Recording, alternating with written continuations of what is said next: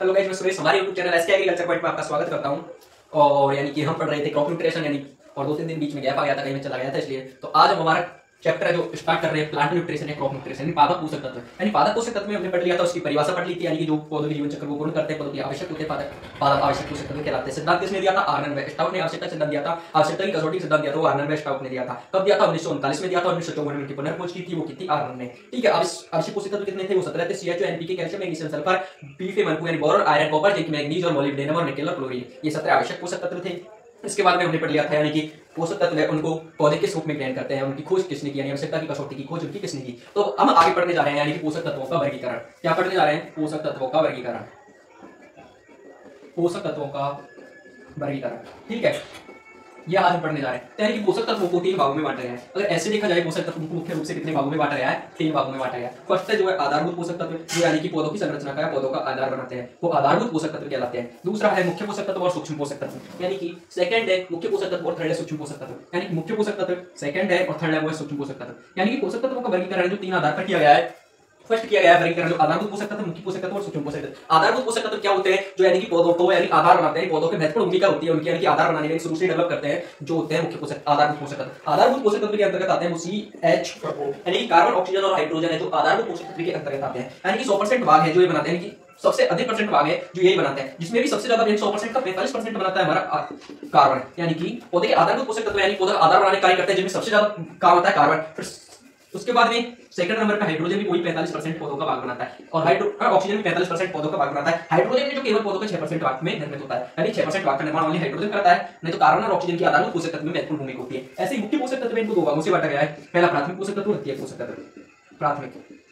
प्राथमिक और मुख्य पोषक तत्वों को भी आगे जाके 2 भागों में बांटा गया है, प्राथमिक और द्वितीयक पोषक तत्व। ठीक है, प्राथमिक पोषक तत्व के अंतर्गत आते हैं एनपीके, जो यानी कि महत्वपूर्ण पोषक तत्व है पौधों के लिए, यानी कि पौधों की वृद्धि, ग्रोथ आदि के लिए महत्वपूर्ण पोषक तत्व है। और द्वितीय पोषक तत्व में आते हैं कैल्शियम, मैग्नीशियम और सल्फर। कैल्शियम, मैग्नीशियम और सल्फर, ठीक है। यानी कि हमने देखा था कि पौधों के पोषक तत्वों का वर्गीकरण 3 प्रकार से किया गया: आधारभूत पोषक तत्व, मुख्य पोषक तत्व और सूक्ष्म पोषक तत्व। आधारभूत पोषक तत्व में आते हैं CH, जो यानी कार्बन, पौधों को 45%, ऑक्सीजन 45% और हाइड्रोजन 6% भाग पाया जाता है। और मुख्य पोषक तत्वों को आगे जाके 2 भागों में बांटा गया: प्राथमिक पोषक तत्व एनपीके और द्वितीय पोषक तत्व कैल्शियम, मैग्नीशियम, सल्फर। यानी कि इनको वृहद पोषक तत्व भी कहते हैं, क्योंकि इनकी 1 ppm से ज्यादा मुख्य आवश्यकता होती है। इसके बाद में सूक्ष्म पोषक तत्व, यानी कि आगे वर्णन किया जाता है सूक्ष्म पोषक तत्व। सूक्ष्म पोषक तत्व हमारे आवश्यक पोषक तत्व कितने थे? 17। तो यानी कि 17 में से आवश्यक पोषक तत्वों का वर्गीकरण कर दिया तो कितने हो गए? 3 3 6 3 9 पोषक तत्व तो ये हो गए हैं। अगर आपसे पूछा जाए आधारभूत पोषक तत्व कितने हैं, तो 3 है। मुख्य पोषक तत्व कितने हैं, तो कुल टोटल 6 है, जिनमें प्राथमिक 3 है और प्लस द्वितीयक 3 है। ठीक है, यानी कि ये कितने हो गए? 9। बाकी के बच्चे कितने? यानी कि 8 8 और 9 17 हो जाते हैं। यानी 8 पोषक तत्व में सूक्ष्म पोषक तत्व है। सूक्ष्म पोषक तत्व 8 है, उनमें कौन कौन से हैं?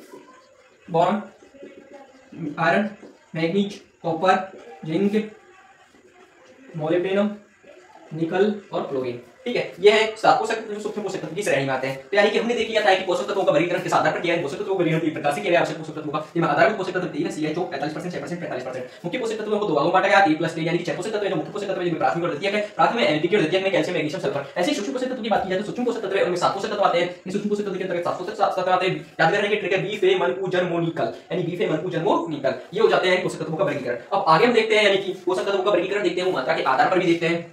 नहीं, पोषक तत्वों का वर्गीकरण मात्रा के आधार पर देखते हैं, कार्य के आधार पर देखते हैं। अरे बहुत तरीके से पोषक तत्वों का वर्गीकरण किया जाता है, तो मैंने कि आगे पढ़ेंगे मात्रा के आधार पर। ये चार्ट उतार लो, बहुत ही कम आने वाला है।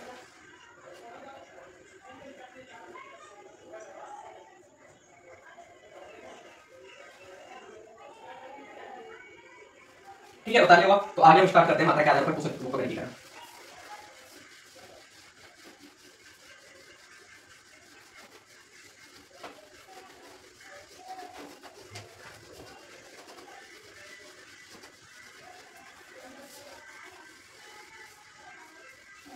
यानी मात्रा के आधार पर क्या करते हैं? मात्रा के आधार पर, यानी मात्रा के आधार पर पोषक तत्वों का वर्गीकरण करते हैं। मात्रा के आधार पर पोषक तत्वों को 2 भागों में बांटा गया है। मात्रा के आधार पर पोषक तत्वों को कितने भागों में बांटा गया? 2 भागों में। ओनली मात्रा के आधार पर जो पोषक तत्वों का वर्गीकरण किया है वो ओनली 2 भागों में बांटा गया। वृहद पोषक तत्व, इनको मुख्य पोषक तत्व बोलते हैं, इनको वृहद पोषक तत्व बोलते हैं, और दूसरा है सूक्ष्म पोषक तत्व। यानी कि ये सूक्ष्म पोषक तत्व वही सात है जो इसके अंतर्गत आते हैं। यानी कि 2 भागों में बांटा गया मात्रा के आधार पर, मुख्य पोषक तत्व या सूक्ष्म पोषक तत्व, यानी कि इनको मुख्य पोषक तत्व भी बोलते हैं। ठीक है, मुख्य पोषक तत्व ये मात्रा के आधार पर पोषक तत्वों का वर्गीकरण। मैंने आपको बता दिया था मुख्य पोषक तत्व में कौन कौन से हैं: कैल्शियम, मैग्नीशियम, सल्फर और एनपीके। यानी कि अब इनको मुख्य पोषक तत्व क्यों कहा गया है? यानी कि इनकी मात्रा के आधार पर वर्गीकरण, उनकी मात्रा है कितनी मात्रा पौधे में देनी है, इस आधार पर इनका वर्गीकरण किया गया है। तो इसमें वही आते हैं प्राथमिक पोषक तत्व और द्वितीयक पोषक तत्व। जो मुख्य पोषक तत्व है आपको पता है कौन कौन से हैं: एनपीके, कैल्शियम, मैग्नीशियम और सल्फर। और इसमें वही सूक्ष्म पोषक तत्व आते हैं: बोरॉन,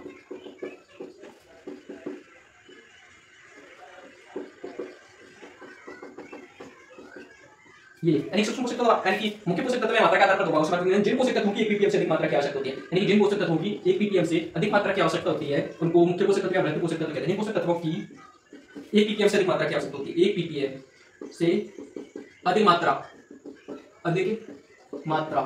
की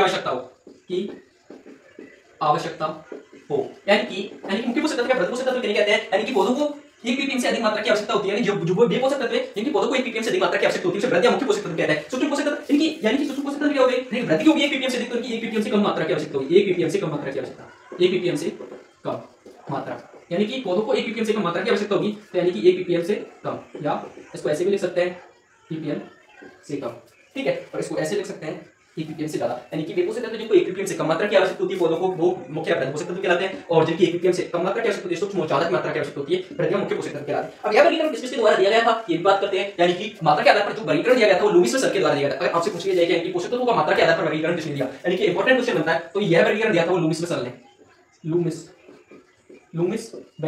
सर द्वारा मात्रा के आधार पर पोषक तत्वों को वर्गीकृत किया गया था। यदि आपने देखी है, अब इसको उतार लो, फिर इसके आगे हम बात करेंगे पोषक तत्वों का वर्गीकरण को याद करेंगे गतिशीलता के आधार पर।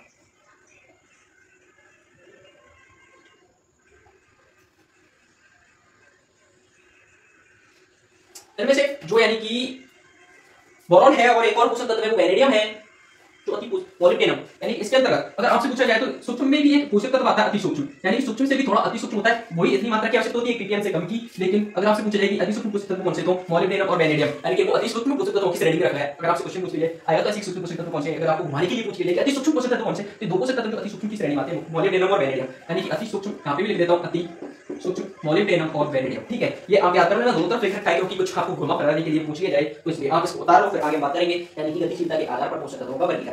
ये गतिशीलता के आधार पर पोषक तत्वों का वर्गीकरण क्या है,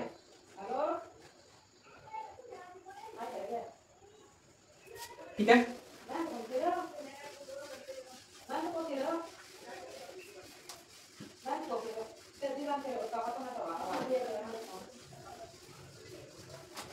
यानी मात्रा के आधार पर हमने देख लिया था, अब हम देखते हैं गतिशीलता के आधार पर, यानी कि गतिशीलता के आधार पर पोषक तत्वों का वर्गीकरण। गतिशीलता के आधार पर, ठीक है, सही लिख लेता हूं, नो टेंशन लेते हैं। गतिशीलता के आधार पर पोषक तत्वों का वर्गीकरण मीनिंग यानी कि मात्रा थोड़ी गलत हो सकती है, तो साइंस वाले स्टूडेंट है मात्रा तो गलत होगी क्योंकि मात्रा क्या किसी को होता नहीं है साइंस वालों में, यानी वो अपने कॉन्सेप्ट क्लियर करने पे ध्यान देते हैं, तो आप भी ऐसे ही करो। यानी गतिशीलता के आधार पर पोषक तत्वों का वर्गीकरण, आधार पर पोषक तत्वों का वर्गीकरण, पोषक तत्वों का वर्गीकरण।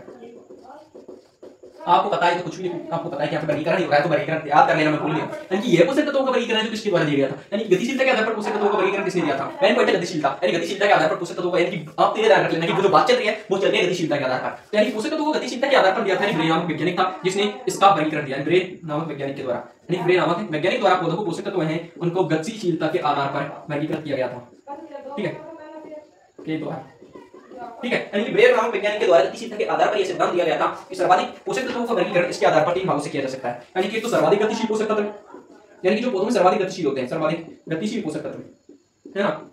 सेकंड है मध्यम गतिशील, और थर्ड है सूक्ष्म गतिशील या कम गतिशील पोषक तत्व, यानी कि 4 भागों में बांटा गया था। कम गतिशील पोषक तत्व, कम गतिशील पोषक तत्व, और एक है अगतिशील पोषक तत्व, यानी कि ब्रे द्वारा गतिशीलता के आधार पर पोषक तत्वों का वर्गीकरण किया गया था, वो सर्वाधिक गतिशील, मध्यम गतिशील, कम गतिशील और अगतिशील पोषक तत्व है। यानी कि अब इसका भी 2 प्रकार से किया गया था, यानी कि गतिशील पोषक तत्व एक तो पौधों में गतिशील हो सकते हैं, पौधों में और मृदा में, ठीक है, किसमें, पौधों में और एक मृदा में। यानी कि पोषक तत्वों का वर्गीकरण गतिशीलता के आधार पर ब्रे नामक वैज्ञानिक ने किया था। वो कैसे किया था कि पौधों में सर्वाधिक गतिशील कौन सा है, मृदा में सर्वाधिक गतिशील कौन सा है, तो इस आधार पर किया था। अगर बात की जाए पौधों में जो गतिशील पोषक तत्व है वो है एनपीके, ठीक है, पौधों में गतिशील है वो कौन सा है, एनपीके, पौधों में गतिशील है वो एनपीके है, यानी पौधों में सर्वाधिक गतिशील पोषक तत्वों की श्रेणी में आता है वो एनपीके आता है। और जो मृदा में गतिशील होता है वो होता है NO3- के रूप में, नाइट्रोजन होता है, नाइट्रेट है, बोरॉन है, क्लोरीन है, Mn+2 है, बोरॉन क्लोरीन Mn+2 और इसके बाद में SO4-2, यानी कि मृदा में जो गतिशील सर्वाधिक होता है वो SO4-2, यानी कि सर्वाधिक गतिशील पोषक तत्व है जो है NPK NO3Bcl2 मध्यम गतिशील, इसकी बात करते हैं। तो यानी कि पौधों में मध्यम गतिशील आता है वो जिंक आता है, यानी कि पौधों में जो मध्यम गतिशील पोषक तत्व कौन सा है? जिंक। यानी कि सर्वाधिक गतिशील में आता है पौधों में वो NPK, सर्वाधिक गतिशील पोषक तत्व आता है पौधों में NPK, और मृदा में आता है वो NO3- है, बोरॉन है, क्लोरीन है, मैग्नीज है, SO4-2 है। लेकिन अगर मध्यम गतिशील की बात की जाए तो पौधों में मध्यम गतिशील पोषक तत्व होगा वो होगा जिंक, ठीक है। और जिंक है जो मृदा में गतिशील नहीं है। कम गतिशील की बात की जाए तो कम गतिशील के अंतर्गत आता है आयरन, मैग्नीज, कॉपर, सल्फर, यानी कि अगर पौधों में कम गतिशील पोषक तत्व की बात की जाए तो आयरन, मैग्नीज, कॉपर, जिंक और सल्फर, कॉपर नहीं है, सॉरी, कॉपर और सल्फर है, जिंक नहीं है ना। यानी कि कम गतिशील पोषक तत्व आयरन, मैग्नीज, यानी कम गतिशील पोषक तत्व वो पौधों में होते हैं आयरन, मैग्नीज, कॉपर और सल्फर, ठीक है। मृदा में इसका कोई वो भी नहीं है, यानी कि जो गतिशील नहीं, मृदा में सर्वाधिक गतिशील पोषक तत्व है वो यही है बस, ठीक। इसके बाद में अगतिशील पोषक तत्व, यानी पौधों में कौन से पोषक तत्व है जो अगतिशील है और कौन से पोषक तत्व है जो सर्वाधिक गतिशील है, ये इस आधार पर, चार्ट के आधार पर समझ सकते हैं। तो यानी कि अगतिशील पोषक तत्व कैल्शियम और, यानी कि अगतिशील पोषक तत्व पौधों में कैल्शियम और बोरॉन, ठीक है, और जिंक और सल्फर है जो मृदा में अगतिशील पोषक तत्व है, यानी कि फास्फोरस और जिंक, सॉरी, फास्फोरस और जिंक जो मृदा में, यानी कि हमने ये भी देख लिया है कि गतिशीलता के आधार पर पोषक तत्वों का वर्गीकरण है जो किसने दिया था, कैसे होता है। यानी कि पौधों का है जो गतिशीलता के आधार पर ग्रे नामक वैज्ञानिक ने पोषक तत्वों का वर्गीकरण दिया था, और वो कैसे दिया था, यानी पौधों में गतिशील कौन सा है, मृदा में गतिशील कौन सा है, पौधों में सर्वाधिक गतिशील पोषक तत्व कौन सा है और मृदा में सर्वाधिक गतिशील पोषक तत्व कौन सा है। तो पौधों में जो सर्वाधिक गतिशील पोषक तत्व वो हमारा एनपीके है, और मृदा में जो सर्वाधिक गतिशील पोषक तत्व NO3-B, बोरॉन, क्लोरीन, मैग्नीज और SO4-2 है। अगर मध्यम गतिशील की बात की जाए तो पौधों में मध्यम गतिशील है वो जिंक है, लेकिन मृदा में कोई भी नहीं है। ऐसे कम गतिशील की बात की जाए तो पौधों में वो आयरन, मैग्नीज, कॉपर और सल्फर, लेकिन मृदा में कोई कम गतिशील पोषक तत्व नहीं है। अगतिशील की बात की जाए तो मृदा में पौधों में जो अगतिशील पोषक तत्व कैल्शियम और बोरॉन, यानी कैल्शियम और बोरॉन है जो पौधों की ऊपरी पत्तियों पर पाया जाता है, इसके केमिकल जो ऊपरी पत्तियों पर मिलते हैं अगतिशील पोषक तत्व है, ठीक है।